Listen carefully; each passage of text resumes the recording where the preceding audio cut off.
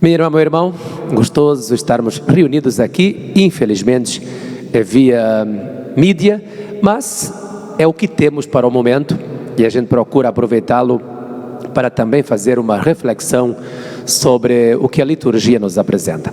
Grave esse capítulo 18 do livro dos Reis, grave o nome desse grande profeta chamado profeta Elias.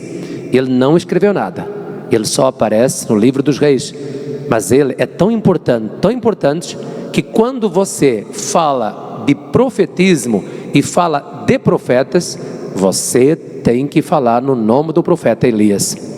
Lembra-se, lá na transfiguração de Jesus no Monte Tabor, quem é que estava lá com Jesus? Elias e Moisés. Moisés e Elias. Moisés representando a lei, Elias representando o profetismo. E nesse episódio do capítulo 18, que o Henrique leu para nós, um texto bem grande, nós temos aí um confronto de um povo casmurro, para não falar burro, porque tinha visto todas as maravilhas que Deus tinha realizado na sua vida ao longo da história, e mesmo assim continuava a se prostituir com falsos deuses. Mas você que está em casa, não fique julgando muitas pedras nesse povo, não, porque você e eu fazemos exatamente a mesma coisa. Deus realiza trocentas maravilhas na nossa vida, milagres, e de vez em quando lá estamos nós nos esquecendo de Deus e nos apegando aos ídolos que a vida vai nos apresentando. Portanto, nós não podemos falar mal do povo de Israel. Mas no capítulo 18 desse livro dos Reis, Elias usa uma expressão que podia ser traduzida para uma linguagem portuguesa brasileira assim: tem gente continuando a acender uma vela a Deus e ao demônio. Você já ouviu essa expressão? Tem gente continuando a acender uma vela a Deus e ao demônio. Tem gente que joga nos dois times. Tem gente que de manhã é com Deus, à tarde é com o demônio. Por isso que Elias fala para o povo de Israel: até quando vocês continuarão mancando com os dois pés? Ou seja, um dia vocês falam que gostam de Javé, do Deus verdadeiro. Outro dia vocês gostam do Deus Baal, que a esposa do rei Acabe trouxe para dentro de Jerusalém. Minha irmã, meu irmão, esse episódio bonito é um tira-teimas, na verdade. É um tira-teimas que mostra ao vivo e a cores de que lado está Elias e quem é o Deus verdadeiro. Porque as coisas têm que ser provadas. E aí você vê aqueles touros e grita daqui, grita de lá, e o Deus Baal é surdo, grita mais alto e o Deus Baal não vem. Depois Elias manda inclusive jogar água em cima dos bois, faz uma oração ao Deus Altíssimo e você vê aquela fogueira. Tem Deus falso e Deus verdadeiro, tem falso profeta e verdadeiro profeta. É pelos frutos que se conhece a árvore. E no Antigo Testamento, na Bíblia, é pelos frutos que Deus vai realizando, que você sabe se ele é verdadeiro ou ele é falso.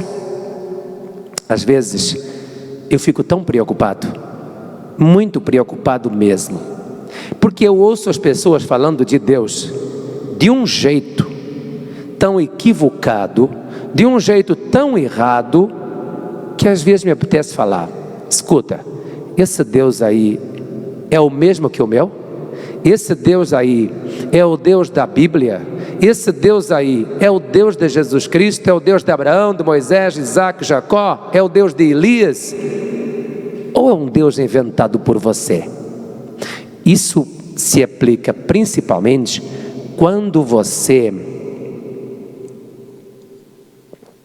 tem uma ideia de um Deus vingativo. Quando você tem uma ideia de um Deus que está vigiando a tua vida, não vendo a hora de te condenar e te mandar para o inferno. Isso se aplica quando você tem uma ideia de um Deus distante, lá no céu, que fica observando a tua vida à distância para te prejudicar. Ou então, isso se aplica quando você não acredita que esse Deus é mais próximo de você do que você mesmo, que esse Deus é seu cúmplice, de que esse Deus se regozija, se alegra quando você está feliz, que esse Deus faz uma festa quando você volta para Ele. Aí, veja só, se você é desses que fica argumentando para cá e para lá, chamando Ele de Deus, mas não corresponde às páginas sagradas, é melhor você limpar a área, porque você é um pagão que está recorrendo a um Deus que não existe. Ele não vai te escutar. É bom você pôr os pontos nos is. Quem é o meu Deus? É o Deus de Jesus Cristo. Como é que Ele se manifestou? Nos gestos, nas palavras de Jesus. E nós temos vindo aqui a refletir ao longo do tempo pascal que ninguém tem maior amor do que aquele que dá a vida pelo seu amigo, que Deus amou tanto o mundo que mandou o seu Filho ao mundo, não para o condenar, mas para o salvar. Então, minha irmã, meu irmão, é desse Deus que nós estamos falando. Esse é o Deus verdadeiro, esse é o Deus único, esse é o Deus que nos criou, que nos salvou, esse é o Deus que entregou o Filho à morte por nós. Esse é o Deus que nos acompanha na nossa história, que está junto com a gente. Me lembro da poesia das pegadas na areia.